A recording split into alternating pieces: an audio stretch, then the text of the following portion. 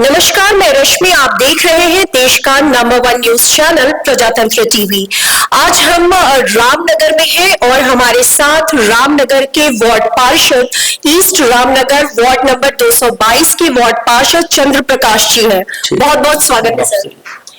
तो इनसे हम बात करेंगे आज कुछ मुद्दों पे, जैसे लोकसभा चुनाव है। हमने लोकसभा चुनाव के दौरान कई दौरे किए, उनमें कुछ अन्य मुद्दे भी निकल कर आ रहे हैं जिन पे हम इनके साथ चर्चा करेंगे।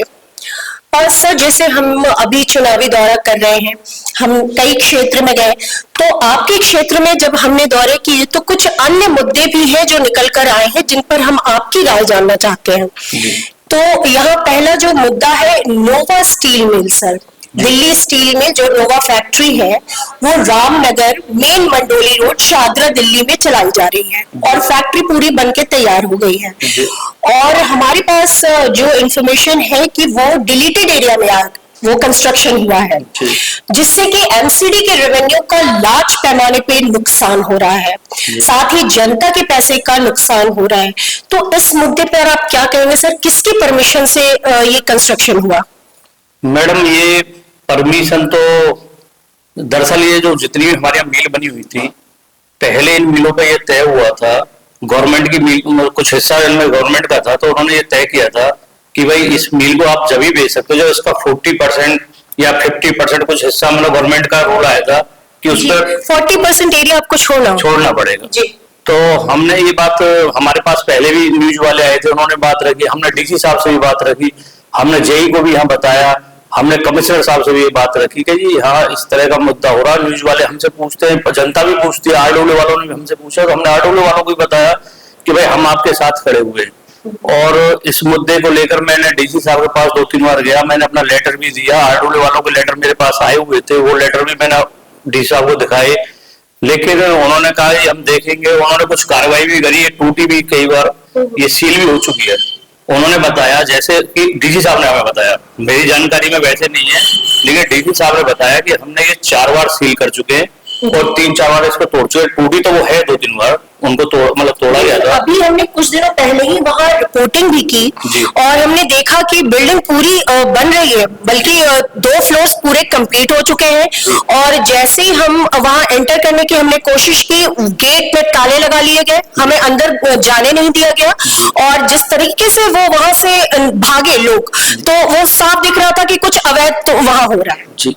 हुआ क्या था, अभी कुछ समय पहले डीसी साहब ने इसके ऑर्डर भी करे थे कि भाई इस बिल्डिंग को मतलब तोड़ा जाए, क्योंकि ये कमिश्नर साहब का ऑर्डर था डीसी साहब को। डीसी साहब ने जेई को करा, जेई ने पुलिस फोर्स बुलाई, थाने से फोर्स भी गई थी, तो वहां से फिर इन्होंने कोर्ट में कोई मतलब ऑर्डर लिया और स्टे लेके आ गए हैं कोर्ट से।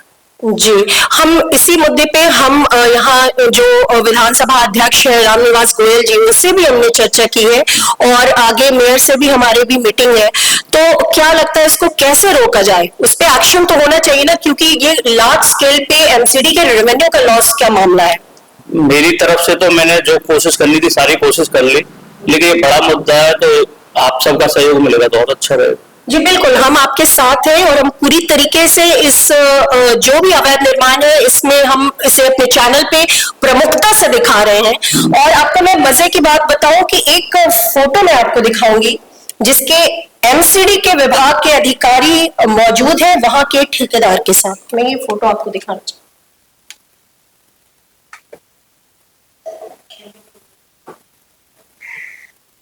ये देखिए, ये मतलब कैसे क्या है? ये जो है वहाँ की जो आप नोवा फैक्ट्री के जो ठेकेदार है और एमसीडी के जो जेई है, ये जेई साहब है और बगल में ठेकेदार। तो इन दोनों के साफ जिस तरीके से ये साथ मिले हुए हैं, साफ दिख रहा है कि एमसीडी के विभाग के लोगों की संलिप्तता है इस मैटर में। मैडम, बिना एमसीडी की मर्जी के तो ये बिल्डिंग बनी नहीं सकती थी। जी बिल्कुल जी, जो आप देख सकते हैं अपने स्क्रीन पे, हम इसे दिखाएंगे।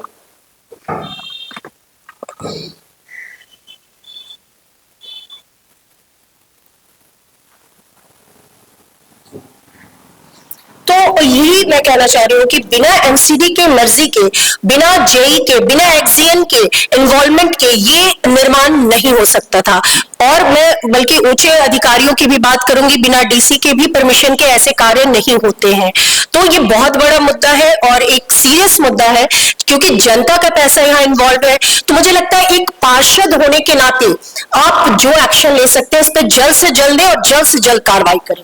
ठीक है, मैं पूरी कार्रवाई करने की कोशिश करूँ, मैंने करी भी है। और मतलब आरडब्ल्यू से वालों मेरे पास आए, उनके लेटर लेके मैं डी साहब के पास गया और फिर मैं आपको बताना चाहता हूँ कि मेरी हर तरह से कोशिश रही कि भाई अगर गवर्नमेंट ने कहा है कि 40% ये छूटना चाहिए तो वो जनता के लिए वो छूटना चाहिए। उसमें चाहे इसमें जनता के लिए पार्क बन सकते हैं, जनता के लिए कई अन्य फैसिलिटीज दी जा सकती है जो कि उनका हक है, जो जनता का हक है वो हक मारा जा रहा है। हाँ, जनता का हक हम नहीं मरने देंगे, क्योंकि जनता के लिए अब ऐसे आप देखें इस एरिया में पार्क की कमी है, डिस्पेंसरी की कमी है, बिल्कुल सीनियर सिटीजन का कोई कुछ बन जाए, मतलब कि जनता के लिए कुछ भी बन जाए उसके लिए हम तैयार। जी, बहुत बहुत धन्यवाद सर।